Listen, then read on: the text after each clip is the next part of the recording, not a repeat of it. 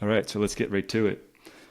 First of all, I want to do a little bit of background on how we met. So we met during the march, the global march for Gaza in Cairo just a few weeks ago. What takeaways do you have from how that unfolded? I mean, that was, I mean, it didn't go great. We were essentially running away from the authorities that were trying to, deport everybody when we'd all been granted permission to be there. It had been organized through individual countries' embassies. There were different countries having their convoys that were all arranged to go. This was done in coordination with the Egyptian government. And then obviously when we arrived to Egypt, the situation had completely changed.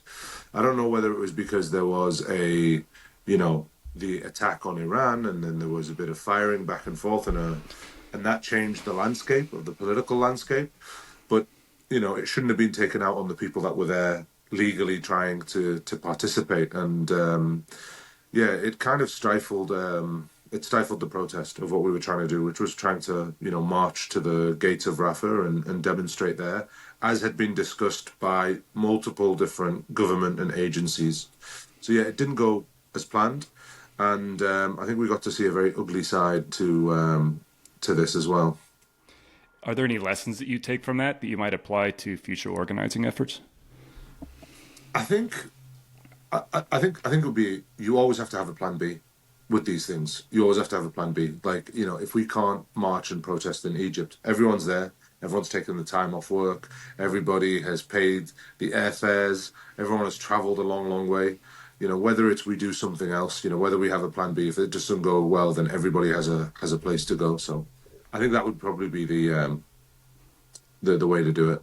Yeah, fair enough. And that's more or less the sentiment that I took away from that experience too. I want to change focus here a bit and note that you are setting up or attempting to set up a children's hospital in Gaza. We'll get to the details around that shortly, but I want to talk about your own childhood a bit. So my father left Gaza when he was about 14 years old. And I still have family there in Gaza. I have my uncles, my aunties, my cousins. They're all born there. They're all raised there. And I was born in Mecca as a Palestinian refugee in Mecca. That's where I was born. So it's kind of a very strange. It's a very typical Palestinian childhood. Of the diaspora. There's 7 million Palestinians in Palestine, and there's 7 million that live outside of Palestine. And the diaspora story is very much a story like every other population story. We're kind of like the forgotten relatives, the forgotten cousins. But we feel the full brunt of the injustice. We feel the full brunt of the racism wherever you go, the dehumanization. We're on the front line. We're on those countries that are supplying the media narrative, the dehumanization narrative. That's where we live. We live in those places. We're not living in places like Jordan and Qatar, where the media is obviously a lot more sympathetic to the Palestinian cause. We live in places where it's okay to describe a 4-year-old girl who got shot as a young woman. We're there in places where it's okay to say that it's all right for 300 civilians to be killed in one strike because they're human shields. We die. We don't get slaughtered or killed. We're just collateral damage. War is ugly when they talk about us and when we're dying. So we have to live with that reality as the Palestinian diaspora. And, we have to navigate a completely different culture, a different ethnicity of people that we have to interact with. And sometimes it's very hard to find your standing in the world growing up as a Palestinian refugee. What emotional connection or sentiments did you feel about your homeland as someone that grew up outside of it? Well, it's like anything, when you aren't allowed to have something, you want it more, When you're deprived of something, you long for it and you yearn for it more. And that was the sentiment in Palestine. When I would see the videos of my cousins in Gaza and my uncle and, them, going up to the beach and things like that, I'd always wonder, what it would be like if I got to grow home there with my family there, and playing with my cousins growing up rather than, not playing with any family members because I grew up, with my mum, dad, and my siblings, and that was it. We didn't have any extended family. I always imagined what would, Eid look like, what would Christmas look like, what would the holidays look like. Um, and I think, when you see people trying to take away that home and trying to encroach and take more and more land, whether it's in the West Bank or in Gaza, it kind of it's almost like this, supply and demand. The supply of Palestinian land is getting less and less, and therefore the demand for it gets more and more. That's what it is. That's what it feels like. The more they take away, the more they oppress, the more we yearn for our home, and the more we yearn for our freedom. So, when did you first make it back to Gaza? And what were your first impressions? The first time I went back to Gaza was actually during the war, and it was This war. June 2024. Yeah, this Okay. war, yeah. And it was June 2024. And I remember, just the first half an hour of arriving in Gaza. We had a mass casualty event the first 30 minutes I arrived in Gaza, but everyone was dead. An entire family, just 12 people wiped out. Um, Extended family had arrived to come identify the bodies. And I remember we were at the morgue watching this unfold and hearing people cry. And I remember thinking to myself, wow, this is, we're really here. We're really, really here. And I think the thing that really got to me was when I arrived the second time, it had been about 9 months between the first two missions. And when I arrived the second time, just witnessing the same, mass casualty events, same dead, different families screaming. And I remember thinking to myself, like it hit me when I was thinking to myself, this has been like this every single day since I left in Gaza. Every single time I had a little, 2-week vacation here or there, or was out having a meal. That whole 9 months, this was happening every single day. Families were getting wiped out every single day. And that's when it really hit me, just the scale, because you can really visualize it when you go through and you witness it. You go through one time there, and then you leave, you exit, and you come back. And it's that life in between that you had between the two missions where you see the level of destruction and the scale of killing, that this has been going on for so long. I know everyone can see it on the screens, but it's different when you go there and you actually see it firsthand at different time periods, in different years. And it's the same thing happening in 2024 as it is right now in 2025. I mean, I would also imagine that this is the first time you're getting to go home, so to speak. So, Yeah. there had to have just been some intensely conflicting emotions too, right? Like a homecoming that is a hell on earth, you know? Uh, can you speak to that? Did you experience this kind of conflict? You're like, look, I'm finally home. And did you even get to have any kind of elation over that experience? I remember when I met my cousin for the first time, and they came to Nasser Hospital while I was working there. And, because we weren't allowed to leave the hospital grounds, so they came to Nasser Hospital. And when they arrived at Nasser Hospital, I got a tap on my shoulder while I was working. And I turned around and I didn't recognize who it was. And I just stood there for about 30 seconds. And then he hugged me. And then I realized that was my cousin.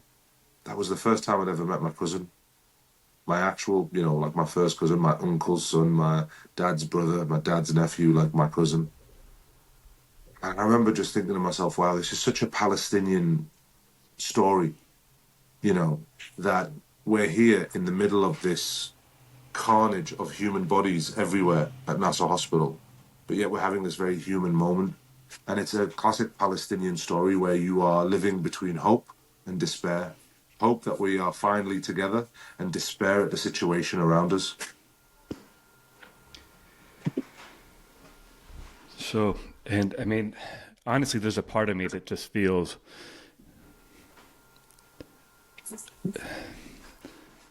I don't like to have to be so mechanical about going from one question to the next. I want to get your story out. I want to get people to understand what you've experienced and what you've seen. Yeah. But I mean, I wish we had hours to just like fully kind of take in the emotional weight of what you're talking about. So forgive me I if I'm mean, just kind of jumping from one question to the next. no, no, look, I get it, I get it. I mean, it's one of those things like, I think about, this happened like last year, and I think about it all the time. I think about like just that moment, like what it represents, displaced for years, displaced, home taken away, family members killed, in Gaza for years, not just during this war, in wars previously. And here we are having this moment where, he could have died. The genocide had been going on for 9 months. That was, from the first time that I entered.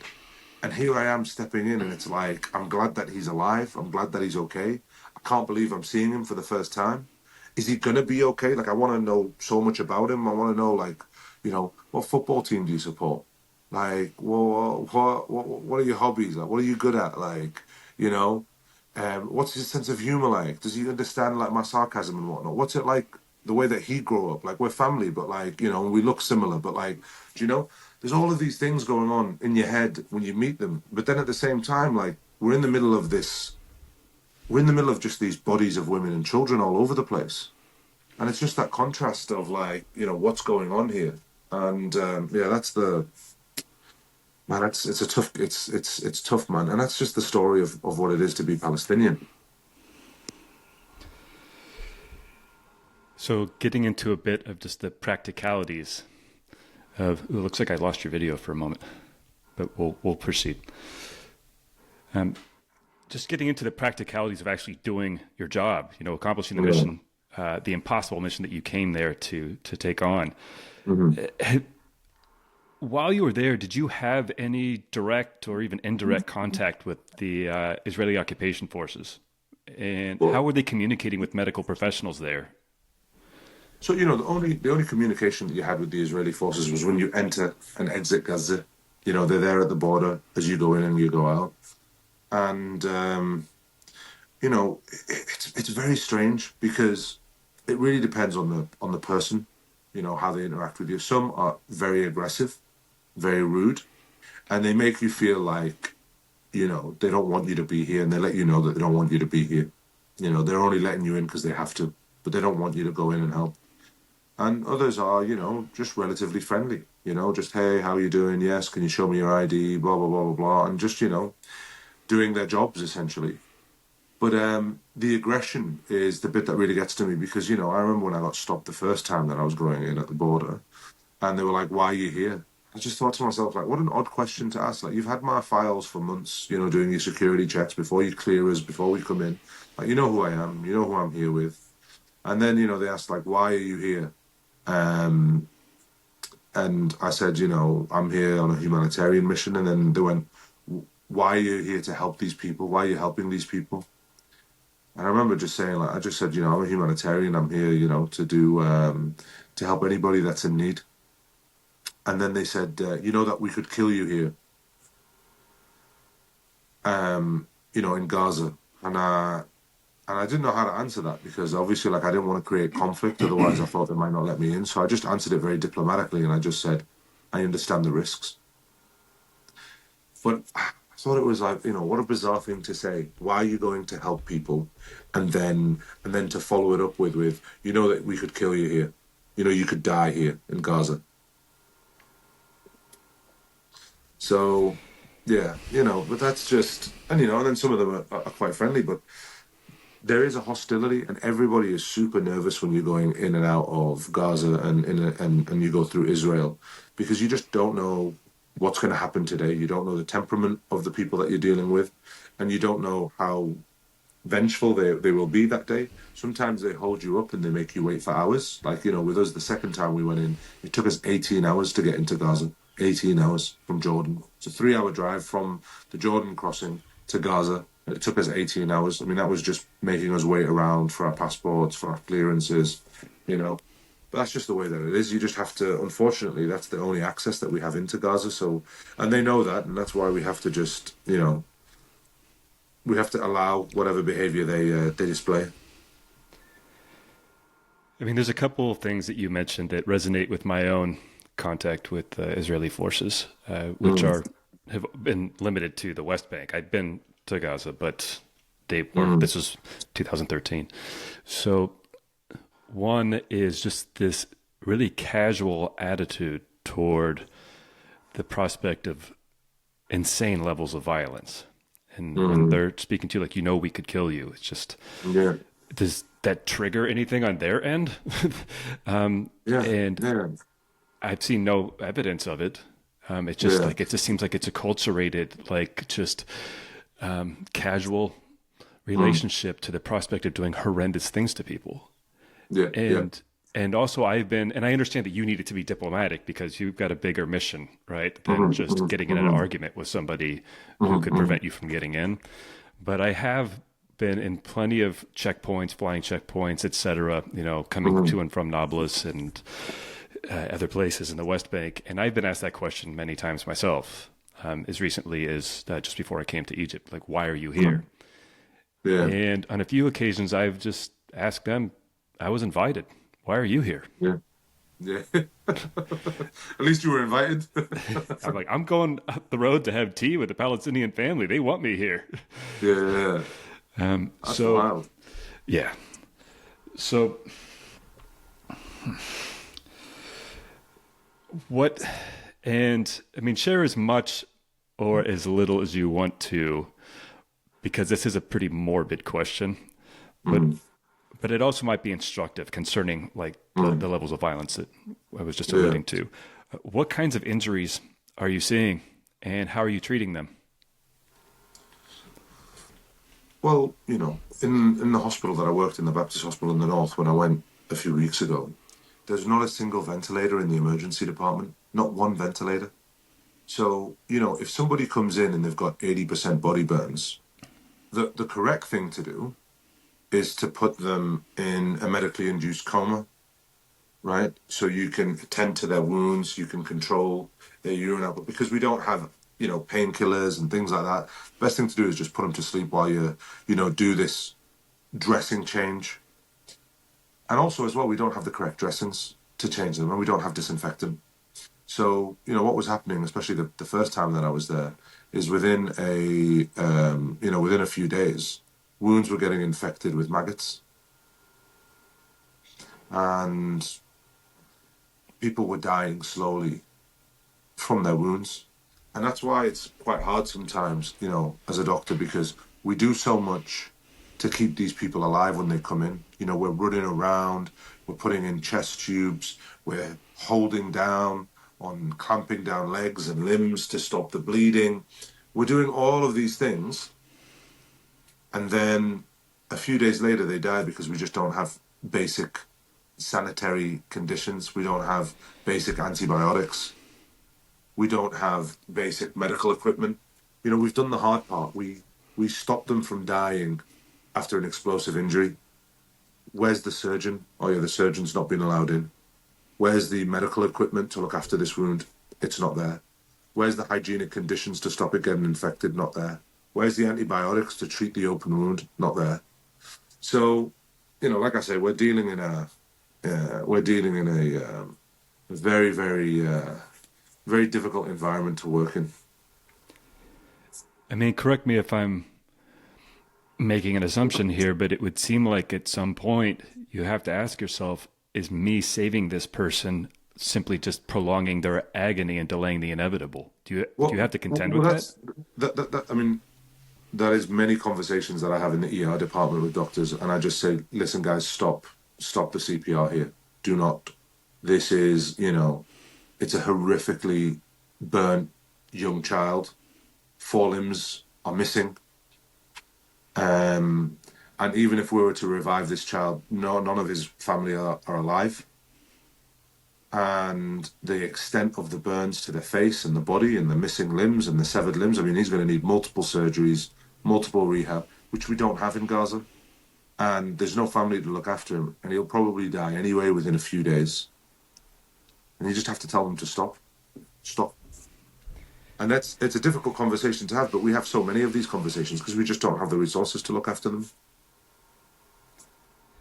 I'd like to continue on this line of discussing your younger patients. I mean, do you ever find yourself having to explain to your younger patients why they're under attack? I mean, how do you contextualize that to a child? The people in Gaza have been under attack for so long. for so many years, under siege for so many years, everybody kind of knows, all the Even the kids kids? know, even the kids know who's bombing them, they know who's bombing them. And look, there's no reason to kill civilians because right now it's just a mass slaughter of women and children. And when you're on the ground in Gaza, everybody is aware that it's lies when they talk about human shields and this, that, and the other. They're killing people standing in line for food. They are shooting children in the head with snipers. It's targeted and it's deliberate, and that's understood by not just the entire population on the ground. It's understood by all the healthcare workers, all the foreign and international NGOs. Everybody knows what's going on is a moral travesty in Gaza. Everybody knows war crimes are being committed every single day. And the kids, they might not know, why these people are doing it, but they know it's wrong. They know it's wrong what they're doing. They know it's wrong. The kids know it's wrong. That's just how blatant it is. Another question that, again, please, share as much or as little as you want, because this is, I know this is all personal to you, but I want to ask you a question about your family in Gaza as well. How has your family been personally impacted by this genocide? Well, we've lost family members during this genocide. Family members have lost extreme amounts of weight. My uncle has been fainting the last few weeks because of lack of food. It's the humiliation, I think, which is what gets to most of us. Like the humiliation ritual of trying to get food, the humiliation ritual of being homeless, the humiliation ritual of begging.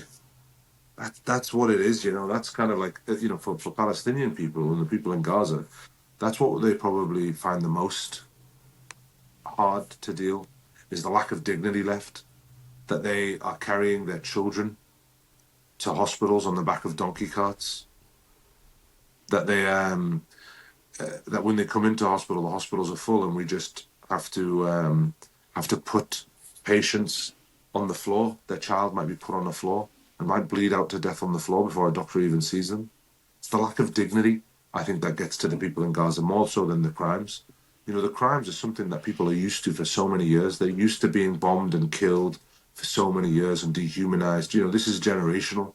Every family for generations has had a family member killed. Everybody in Palestine, not just in Gaza, in the West Bank. You could ask one family in the West Bank and they'll tell you about someone that was killed this generation, then a generation before, the generation before, the generation before. And in Gaza, it's that times 10. It's everybody has got multiple family members that have been killed throughout multiple generations. So, the death isn't the thing that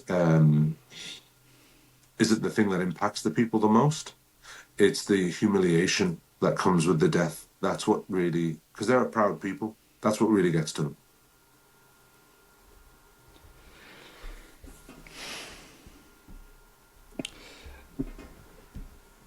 Just give me a second.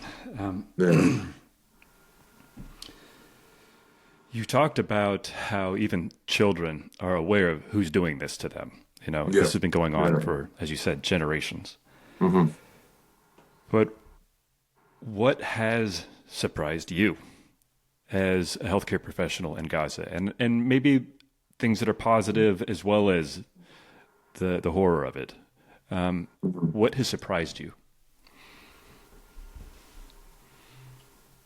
Do it's one of those things as a Palestinian, like nothing surprises me. We always knew, I think as a family, every Palestinian knows that there was going to be a final solution to us, that a genocide was always going to be the end result of what was happening. You don't just take up more and more land and kill children and bomb them every 2-3 years and test new weapon systems on the people in Gaza every 2-3 years. Like all of this stuff was happening for decades, and it was always brewing, the dehumanizing language, the apartheid within Israel itself. Arabs in Israel, there are certain rights that they don't have that their Jewish counterparts have. I mean, this is systemic. Even if you're in the West Bank, it's bad. In Israel, it's bad. In Gaza, it's terrible. So as the years have gone on, you've always known that this moment was going to come. This moment was going to happen eventually. There was going to be a Palestinian Holocaust. There was going to be a genocide. But I think I think what shocked me the most is just how long this has gone on for, how prolonged this is, the sustainability of this, the fact that we're seeing so many images coming out of Gaza of headless women and children, of kids shot in the head, of a million children being starved, people being funneled into cages and being gunned down. And it's not even me saying all of this. Do you know, most of the evidence for all of this is the Israeli soldiers themselves who film themselves and do this. So, this is what's happening right now in Gaza. This is what's going on. And I think what surprised me is just how openly brazen they are, where they post videos of them committing atrocities and war crimes and, sticking dead children's teddies onto their tanks, wearing dead women's underwear, to mock. I mean, to me, like, I look at that and I'm shocked at the depravity. I'm shocked at how people go to sleep at night, after they've done this. So I think the thing that surprised me the most is just how the world has allowed this to continue for so long. But at the same time, it's also not surprised me because I always knew that this day would come. I want to talk about one of the many projects that you're working on right now, and the one that I understand is kind of your main humanitarian focus, and that is building this children's hospital. And in fact, prefabricating it outside of Gaza and then having everything ready to go and then shipping it in. Just for my own clarity and the sake of the audience, some people might ask, why ship a hospital in? Why not get the people who need treatment out? Well, I mean, I think there's twofold. One, it's hard to get anybody out. They've been trying for 2 years. There's about 10,000 children that need evacuation. None of them are getting evacuated. So, I'm just trying to be pragmatic in my approach. And also as well, which countries are willing to take these children, to treat them. It's going to be expensive, the rehabilitation. It's a big responsibility to take. Then you have the added pressure of, people saying that you are helping in the ethnic cleansing of Gaza by removing all of these people. So, look, I think either way, the solution, or one of the solutions, is we get a hospital into Gaza and we start treating those injured children in Gaza. Even if they were to open up the gates tomorrow, there's not 10,000 beds across the world ready to take in all of these children. So we need to improve the healthcare system in Gaza. And hospitals have been bombed and destroyed. We need to bring an infrastructure back into Gaza. And that's what the project is all about. It's about bringing in an infrastructure into Gaza. When they're destroying infrastructure, they're destroying it so they have nothing left to go back to. But what you do to counteract that is you bring infrastructure back in. You build the infrastructure outside of Gaza and you bring it back into Gaza. And that's the way that we're going to have to do it for the foreseeable future,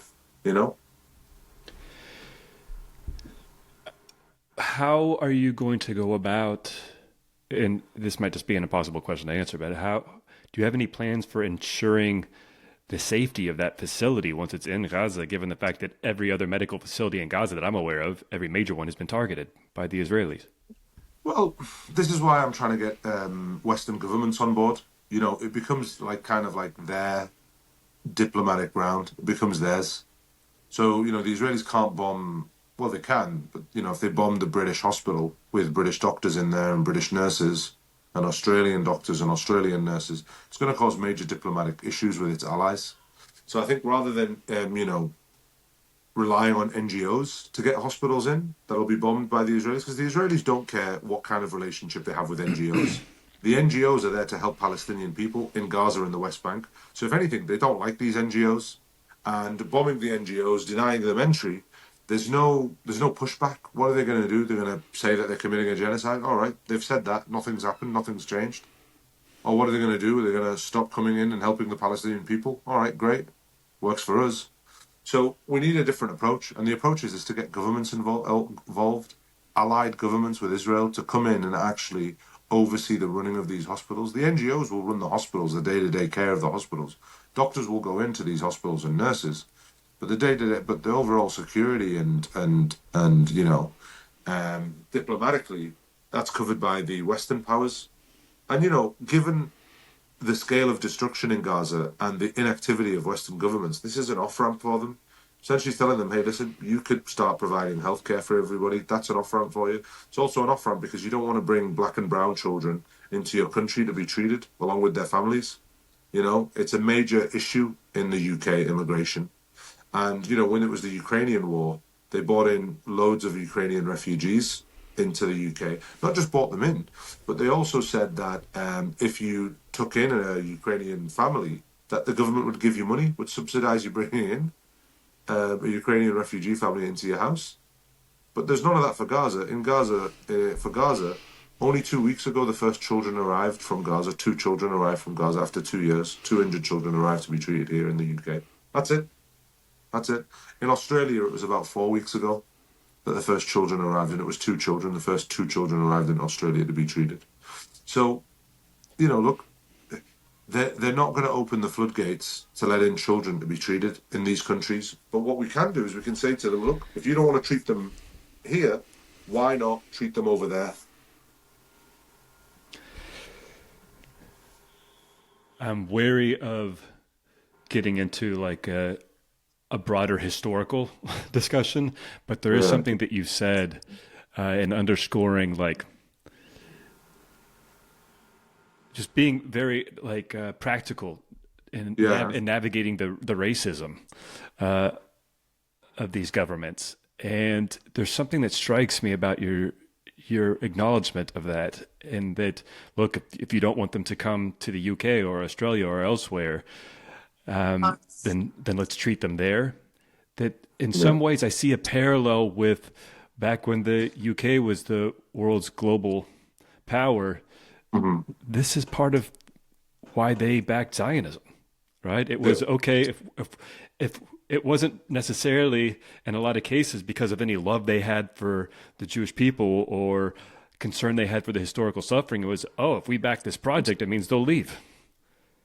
Yeah. And the parallel that I see there, I mean, it's probably obvious to people, but it's, if we help them there, meaning the Palestinians now, they won't come here. And that you have to continually navigate this like insidious and like never-ending colonial legacy from the same actors. Well, I mean, when you've had so many family members killed, right, when you've lived a life as a refugee, you somewhat become pragmatic about the world.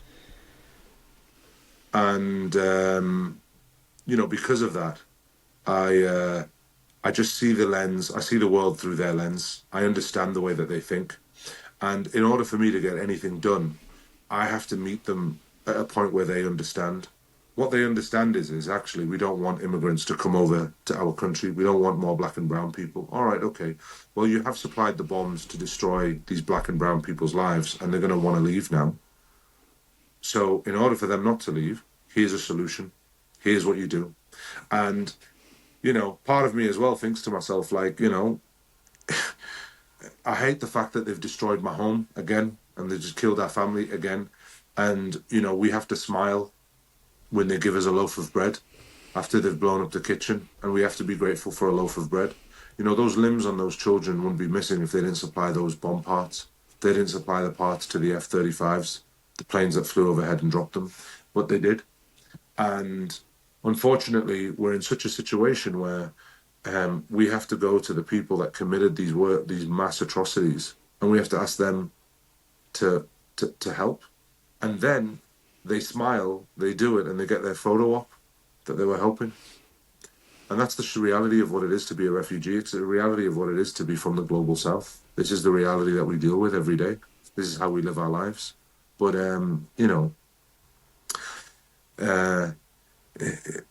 we need solutions at the minute right now. What we don't need is people to labor over the points. I don't care why they help us. I don't care what they call the children's hospital. I just want to get it in, and I just want to save some lives. And, the reason why I am just so blasé and not really caring about why they help us is because, to me, at the end of the day, it doesn't matter. What matters to me are those children's lives. It doesn't matter their motives. I can't control their motives. But if I want to sit here and start controlling the motives of people that can help us, in order for those motives to align with mine, we might just continue to watch children dying for a more prolonged period of time as we argue semantics rather than actually dealing with the issue. So this is the way we deal with the issue. All right, you get a win, I get a win, the children get a win. Let's all get a win with this. That's just the way you've got to be to get things done. Yeah, and I would imagine, I mean, this is part of the Palestinian story since the beginning is learning how to navigate other people's bigotry, racism, Yeah. and callousness is a survival tactic. Yes, 100%. So, what are we in 21 months into this genocide at this point? 21, Yes. 22 months? Yeah. Yeah. I'm going to ask you to speculate a bit. And to what do you attribute the ongoing inaction of the global community to not just the two governments you're trying to work with, Australia and the UK, but the US, etc.? I think, there was a man, I think at the start of the war in Gaza that put it really well. He was an old man and he was sitting in a tent after his home had been destroyed. And he said, the whole time, all my life, I thought that it was us that was occupied, the Palestinian people. But it turns out we're the only ones that are free and everybody else is occupied. And it's true. The occupation of the Israeli lobby and Israeli influence in politics, I don't think can be denied anymore. I don't think it can be something. When we're literally watching a genocide take place and people not only denying it, but encouraging it, I mean, we've never seen anything like this before. We've never seen people so open with their racism and so open with genocidal rhetoric. And it's not just coming from Israel. American senators and politicians are also saying the same thing. And, I think that's probably been the overarching, I won't even say shock, but I think that's probably why things haven't changed, is because there's an occupation going on, and the occupation isn't just in Gaza and the West Bank, it's in the governments. There's a great documentary that people should watch, and it's called The Occupation of the American Mind. Yeah, for sure. And as someone that my first orientation toward Palestine was actually as a Christian Zionist, I mean, that's where I started out.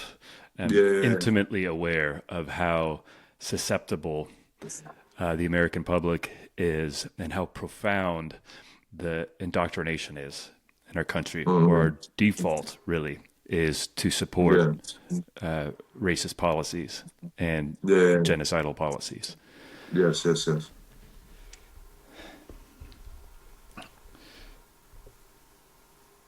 So, for our listeners around the world, ideally, how can we today get involved in helping you in your mission to get this hospital done and the rest of your work too? Well, look,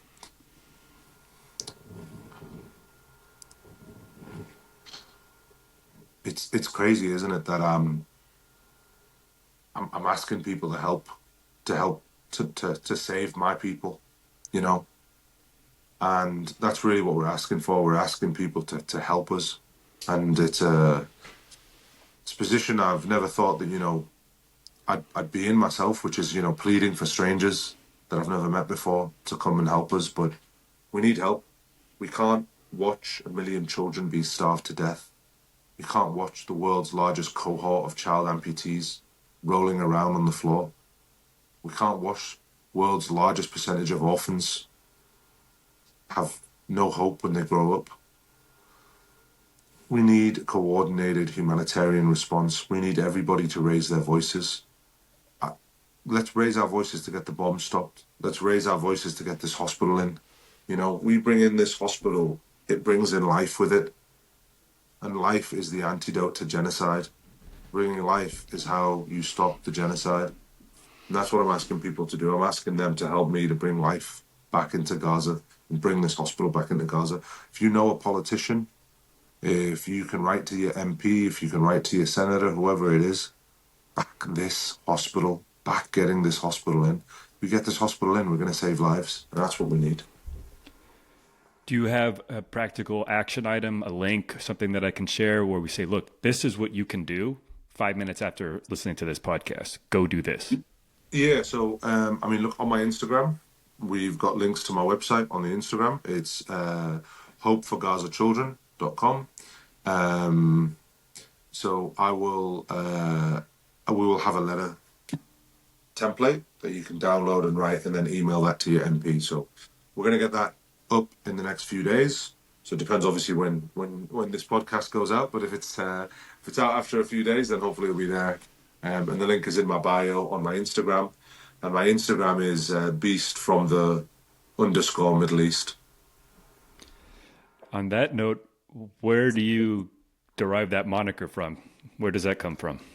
So I used to play professional sports. I'm quite a big guy, so I used to play rugby, and that was kind of my nickname when I used to play rugby, was the beast from the Middle East, because not many people saw Arabs playing rugby. So I was a bit unique, as I was this really big guy, very good at rugby, and I was Arabic. So yeah, people just called me the beast from the Middle East, and it just kind of stuck ever since. I mean, we've talked about how your orientation to humanitarian efforts, how you've oriented yourself through medicine, and in some ways that's obvious. It's immediate value. How have you used sport to achieve those ends? You know, sport is unique. You know, I've played high level sports in different sports. I've competed in multiple different sports at high levels, but what sports does is it kind of gives you that mental fortitude, you know, that you need when you do these kind of things. You know, doing any kind of humanitarian work is emotionally straining. It's isolated, and it comes with it a lot of danger and a lot of scrutiny. And that's one of the things why it's so important to be not just physically ready, you know, for these kind of humanitarian missions, knowing that you're going to be sleeping rough and not eating a lot and lack of sleep and being anxious and scared and all that kind of things. But also the other thing about it as well is just having the will to continue to go on, having that motivation to keep striving forward, you know, and that's what kind of sports does for you. And I think that's the way that sports helped me. And then I think, you know, the way that I growing up as a refugee, I've always wanted to help. I've always wanted to be a symbol of hope for those kids that arrived as refugees with nothing. You know, I know what it's like. I grew up, you know, being bullied, going from school to school and not speaking the language and all these kind of things. And I know what they're going through, you know, and I just wanted to be somebody that they could, that could help them, you know, be a guiding light that, hey, this is what you can do. You know, it doesn't matter where you start. It matters where you're going. Is there anything else that you'd like to say to the people who are listening that we haven't gone over? Do you know, one thing I would say is this, is you've got to remember that we are at a pivotal moment in human history. We are at a moment now where history will judge us for what we did in this moment.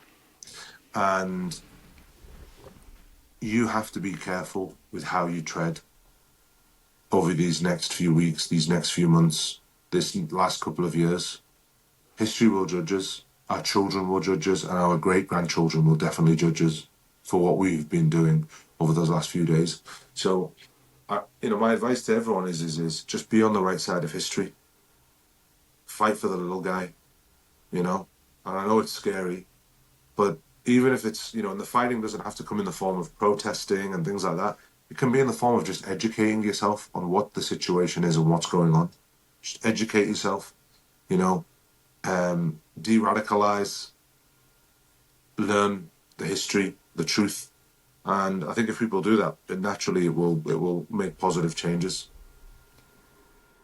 And I think people can just start by asking themselves, like, when has the oppressor ever been on the right side of history? 100%. 100%. Yeah. When's the occupier ever been on the right side of history? Dr. Mo, thank you so much, first of all, for the work that you're doing and for being so generous with your time today. No, thank you. Thank you so much for having me, Matt. Thank you. I really appreciate it.